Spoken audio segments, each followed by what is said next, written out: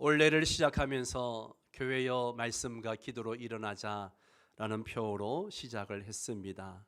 여러분 어떻습니까? 벌써 8월 마지막 주일인데 말씀과 기도로 잘 일어나고 계신가요? 우리 한번 옆 사람에게 한번 좀 도전을 받을 수 있도록 한번 질문하겠습니다. 말씀과 기도로 잘 일어나고 있습니까? 라고 물어보세요. 네?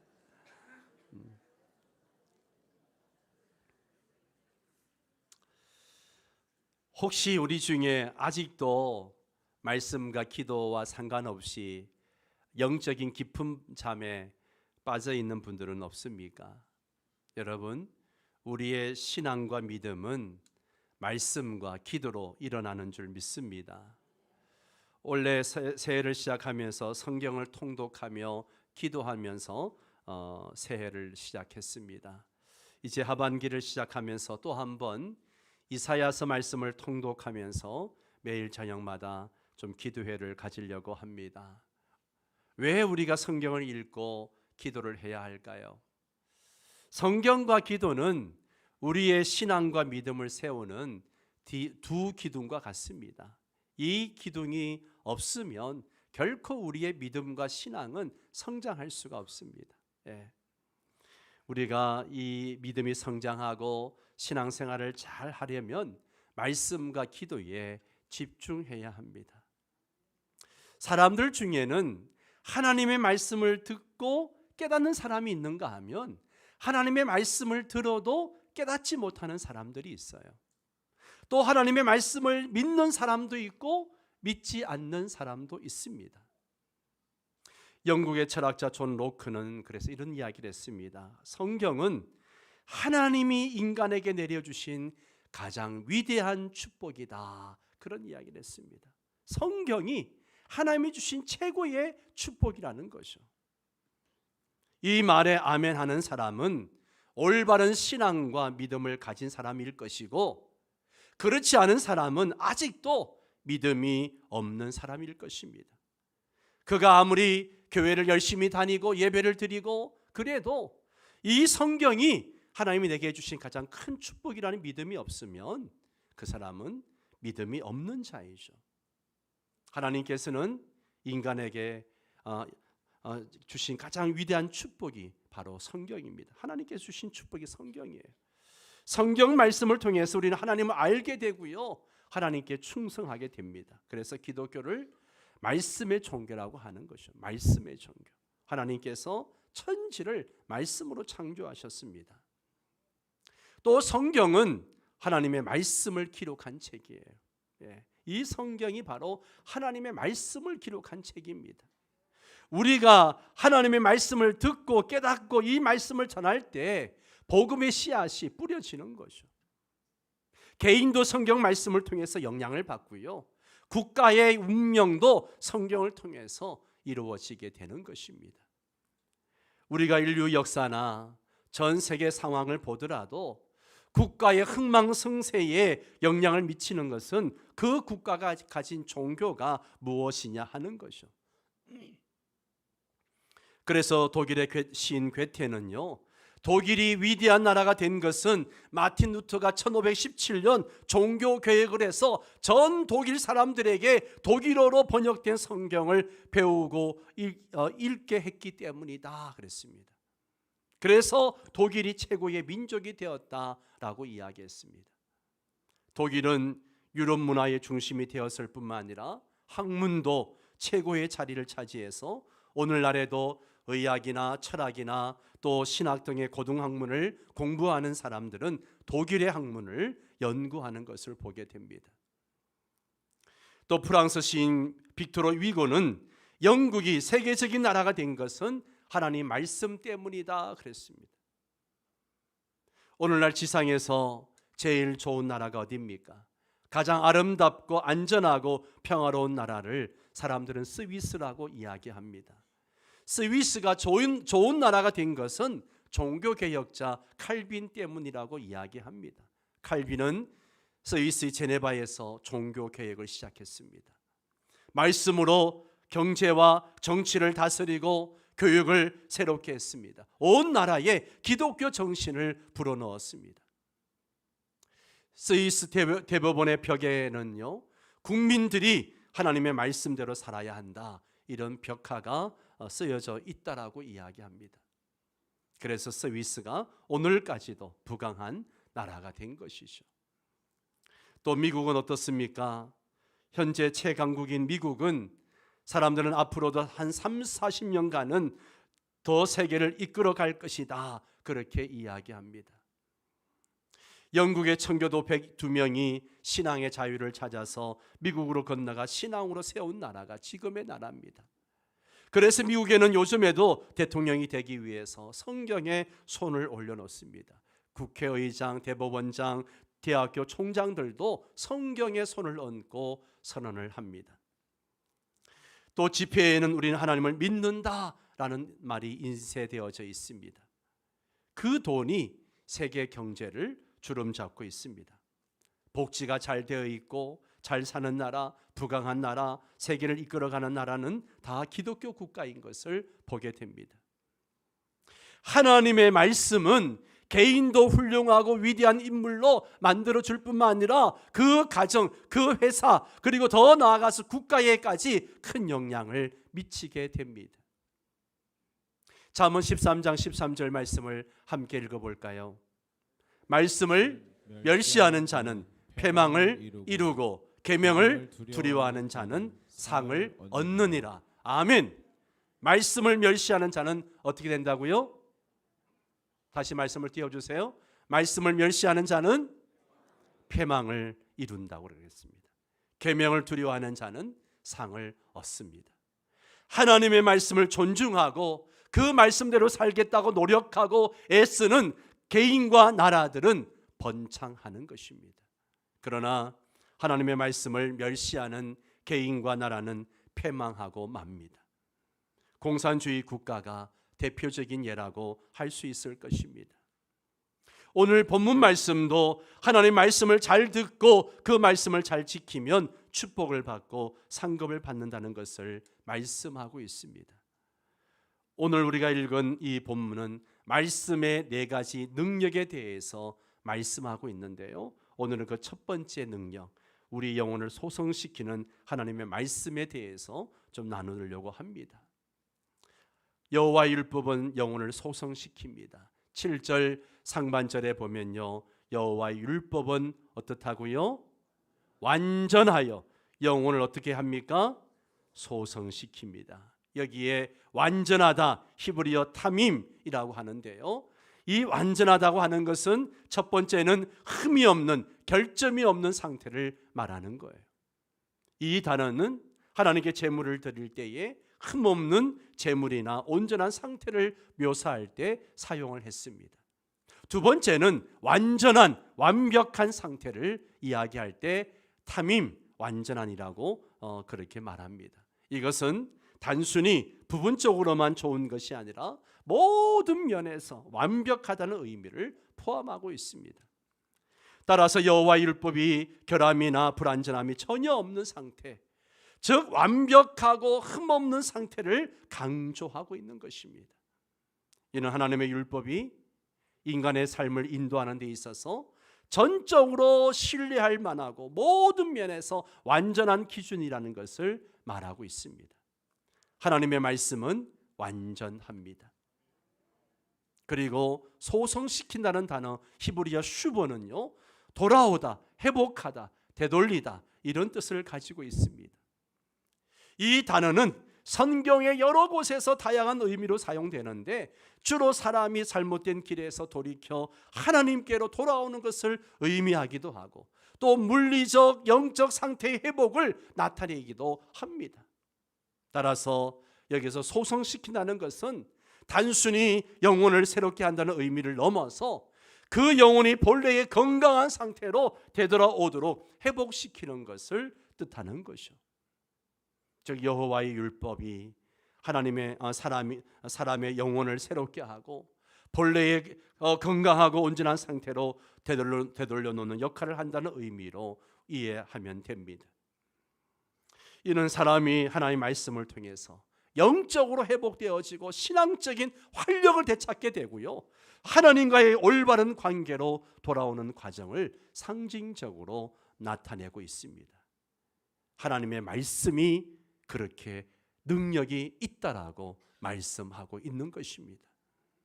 우리 모두는 다 흠이 많고 허물도 많고 부족합니다. 그러나 하나님은 완전하십니다. 그래서 그 하나님의 말씀을 듣고 그 말씀을 지키는 자들이 완전하게 되고 그 영혼이 회복되어지고 살아나게 되는 것입니다. 때로는 우리가 연약할 때가 있고 부족할 때도 있고 쇠약할 때도 있습니다. 병들 때도 있습니다. 이렇게 나약하고 부족하고 연약하고 병들었을 때 하나님의 말씀이 내 안에 임하게 되면 소송케 되는 역사, 치료받는 역사, 더 번창케 되는 역사를 허락해 주십니다. 시편 119편 154절에 주의 말씀대로 나를 살리소서라는 말씀이 있습니다. 주의 말씀대로 나를 살리소서. 하나님의 말씀은 나를 살리는 능력이 있습니다. 말씀 안에 하나님의 능력이 있습니다. 하나님의 말씀은 개인뿐만 아니라 가정도 살리고 나라도 살리는 능력이 있습니다. 마태복음 4장 4절에 보면 예수님이 광야에서 이제 금식 기도하실 때 40일 금식 기도하실 때 사탄이 와서 예수님을 시험합니다. 그때 예수님께서 뭐라 말씀하십니까? 사람이 떡으로만 살 것이 아니요 하나님의 입으로부터 나오는 모든 말씀으로 살 것이라, 그렇게 말씀하십니다. 여기에 떡으로만이라는 이 말은 떡만으로 또 떡이 전부다라는 의미를 갖고 있는 말씀이에요. 사람이 살기 위해서는 떡이 필요합니다. 그러나 떡만으로는 살 수 없습니다. 한편 여기에 모든 말씀이라고 하는 것은 이 기록된 말씀이라기보다는 하나님의 입에서 나오는 말씀, 사람에게 구체적으로 들려오는 말씀을 얘기하는 것이죠. 즉 모든 말씀이라고 하는 것은 모든 상황 속에서, 그 상황 속에서 나에게 들려오는 구체적인 말씀을 말하고 있는 거예요. 지금 예수님은 40일 동안 금식하셨어요. 먹을 것이 너무너무 절실한 그런 상황이죠. 이때 시험하는 마귀가 찾아와서 예수님께 말합니다. 네가 하나님의 아들이거든 명예에서 이 돌들로 떡덩이가 되게 하라. 예수님 주변에 돌들이 얼마나 많았겠습니까? 예수님은 얼마든지 그 돌들로 떡을 만들 수 있습니다. 그런데 바로 그 순간 예수님은 마귀의 말보다는 하나님이 나에게 뭐라 말씀하시는가, 하나님이 뭐라고 말씀하시는가, 이 상황 속에서, 이 절박한 상황 속에서 하나님이 나에게 뭐라 말씀하시는가, 거기에 귀를 기울이셨습니다. 40일간 먹지 못하고 죽을 지경이 된 지금 예수님은 하나님께서 구체적으로 무엇이라 말씀하시는지 듣고자 하셨습니다. 시험하는 자는 계속해서 이 돌들에게 떡이 되게 해 말해보아라, 그렇게 계속 유혹하지만 예수님은 그 말을 듣지 않으시고 먼저 하나님의 입에서 나오는 말씀을 듣고자 하셨습니다. 이유가 뭘까요? 사람은 떡으로만 사는 것이 아니고요, 하나님의 입에서 나오는 모든 말씀으로 살리라 하는 말씀 때문이에요. 예수님은 하나님의 말씀을 듣고자 했고 그 말씀이 들려왔습니다. 40일 동안 먹지 못한 사람에게 다른 무엇보다 먹을 것이 그 사람을 살린다라고 생각을 합니다. 실제로 그렇습니다. 마찬가지로 사람들은 취업이나 시험에서 계속 미역국을 먹는 사람에게는 다른 무엇보다도 합격이 그를 살린다라고 생각을 합니다. 결혼하지 못해서 힘들어한 사람에게는 다른 무엇보다도 결혼이 그를 살린다고 생각합니다. 돈이 없어 힘들어하는 사람에게는 다른 무엇보다도 돈이 그를 살린다고 생각합니다. 그러면 과연 돈이 그 사람을 살릴까요? 물론 살립니다. 그러나 돈이 그 사람을 죽이기도 한다는 사실을 우리는 너무나 잘 압니다.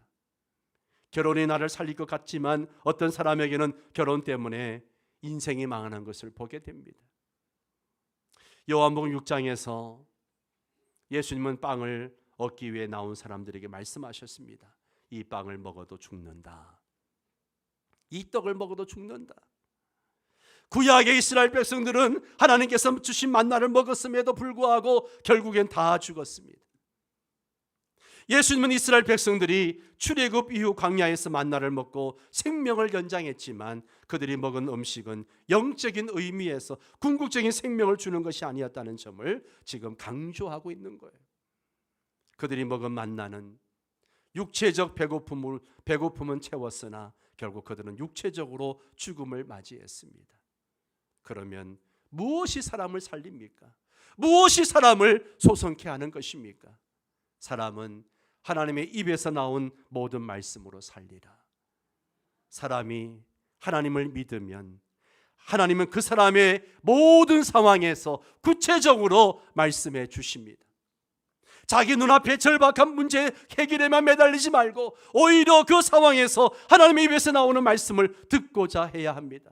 지금 나의 문제가 너무나 절박하고 너무나 힘들고 고통스럽다 할지라도 그 상황 속에서 하나님이 나에게 뭐라 말씀하시는지, 왜 나에게 이런 상황을 주셨는지, 왜 나에게 이런 아픔을 주셨는지 하나님께 묻고 하나님의 뜻을 알고자 노력해야 한다는 것이죠. 그러면 하나님은 구체적으로 말씀해 주십니다.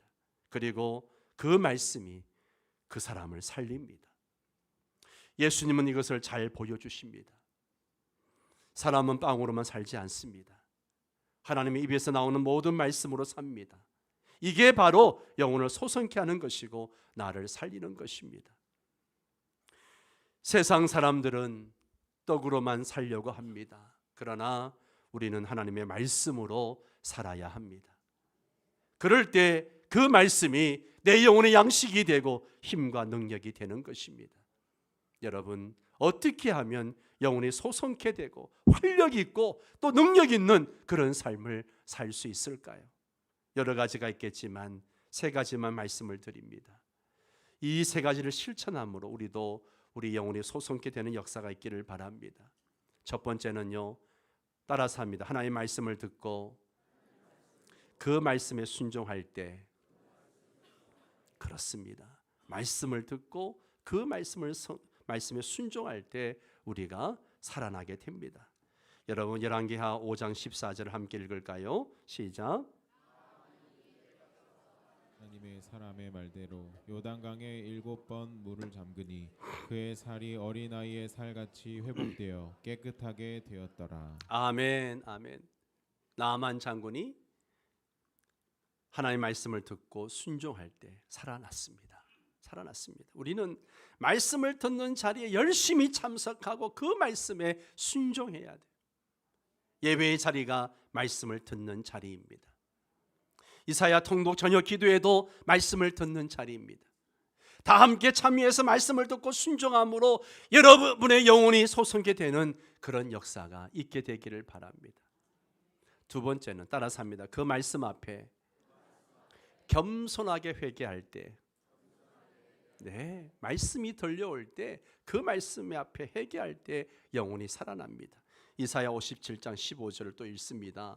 지극히 존귀하며 영원히 거하시며 거룩하다 이름하는 이가 이와 같이 말씀하시되 내가 높고 거룩한 곳에 있으며 또한 통회하고 마음이 겸손한 자와 함께 있나니 이는 겸손한 자의 영을 소성시키며 통회하는 자의 마음을 소생시키려 함이라. 아멘, 아멘. 우리가 하나님의 말씀 앞에 겸손하게 내 죄를 깨닫고 애통하고 회개할 때 우리 영혼이 살아나는 역사가 있습니다. 아멘, 아멘. 히브리서 기자는 이렇게 이야기합니다. 하나님의 말씀은 어떻게 해요? 살아있고 활력이 있어 좌우의 날선 어떤 검보다도 예리하여 혼과 영과 및 관절과 골수를 찔러 쪼개기까지 하며 또 마음의 생각과 뜻을 판단하나니. 말씀이 나를 책망할 때에, 나를 판단할 때에 우리는 그 말씀 앞에 겸손하게 회개해야 됩니다. 그럴 때 내가 살고 내 가정이 삽니다. 세 번째는요, 하나님의 말씀을 통해서 믿음을 갖게 될 때 소성케 되는 역사가 있습니다. 믿음을 갖게 될 때. 요한복음 4장 50절 51절 함께 읽습니다. 예수께서 이르시되 가라 네 아들이 살아있다 하시니 그 사람이 예수께서 하신 말씀을 믿고 가더니 내려가는 길에서 그 종들이 오다가 만나서 아이가 살아있다 하거늘. 자, 이 50절에 보니까 그 사람이 예수님께 하신 말씀을 어떻게 해요? 어떻게 해요? 믿고 갔다. 믿고 갔다. 왕의 신하가 예수님의 말씀을 듣고 네 아들이 살아났다 했을 때, 그 말씀을 듣고 갔을 때 아들이 살아나는 역사를 경험하게 됩니다. 사랑하는 성도 여러분, 우리가 참 말씀을 많이 듣고 읽고 합니다. 그러나 우리가 그 말씀을 읽고 들을 때 믿어야 합니다.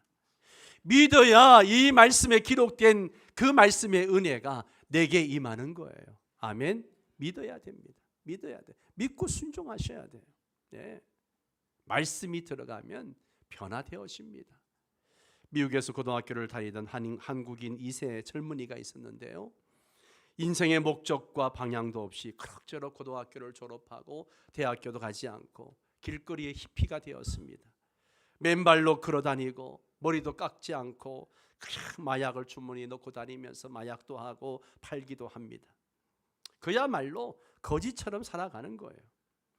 마약 중독 히피가 되어서 길거리를 방황하니 그의 부모의 마음이 얼마나 아프고 안타깝겠습니까?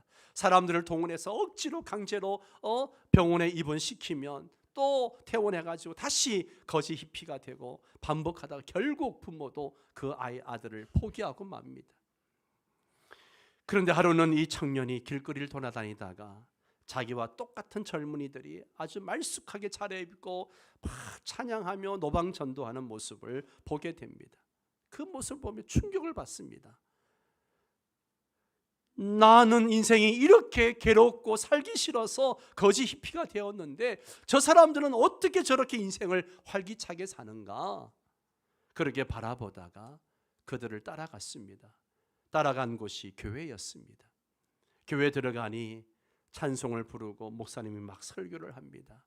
그는 내가 여태까지 잘못 살았구나 생각하고 목사님을 찾아가서 저를 위해서 기도해 주십시오. 세상에 어떤 것도 나에게 새로움을 주지 못했는데 나도 새로워지고 싶습니다. 그래서 목사님이 이 청년을 붙들고 간절히 기도해 주고 말씀을 가르쳐 주었습니다. 이발소에 가서 머리를 깎고 신발과 옷을 사서 깨끗하게 갈아입고 집에 들어갔습니다. 깜짝 놀라시는 부모님께 저도 이제는 보람되게 새로운 삶을 살겠습니다. 그렇게 말하고 신학교에 들어가 4년 동안 공부를 했습니다. 그리고 하나님께 내가 무엇을 하면 좋겠습니까 하고 기도하다가 남을 도와주려면 남보다 많이 알아야 한다는 생각이 들어서 캘리포니아 버클리 대학의 법대에 들어갔습니다. 그는 당당하게 변호사가 되었습니다. 나중에는 투자 자문 회사를 차려가지고 돈도 많이 벌었어요. 그리고 그는 그 번 돈을 가지고 거지 히피들, 불량한 청소년들을 인도하고 전도하는 일에 앞장서게 되었습니다. 부모도 감당치 못하고 스스로도 포기한 사람에게 하나님의 말씀이 들어가고 성령께서 역사하시니까 새로운 삶을 살게 된 것입니다. 사랑하는 성도 여러분, 하나님의 말씀은 완전합니다. 완전한 말씀이기에 우리 영혼을 살리는 능력이 있습니다. 하나님의 말씀은 피곤하고 지친 절망에 지쳐한 영혼을 속성케 하는 역사를 이룹니다. 그 말씀이 내 속에 충만하면 나를 살리고 우리 가정을 살리고 직장과 사업장을 살리고 나라를 살리는 줄 믿습니다. 하나님을 가까이 하십시오. 하나님을 가까이 하는 방법이 하나님의 말씀을 가까이 하는 거예요.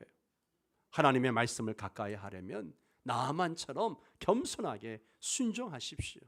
그리고 말씀이 나를 책망할 때 겸손하게 자신의 죄를 애통해하고 회개하십시오.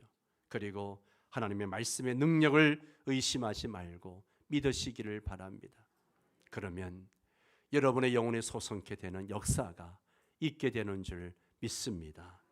다 함께 일어나셔서 찬송가 546장 우리 함께 찬양하겠습니다.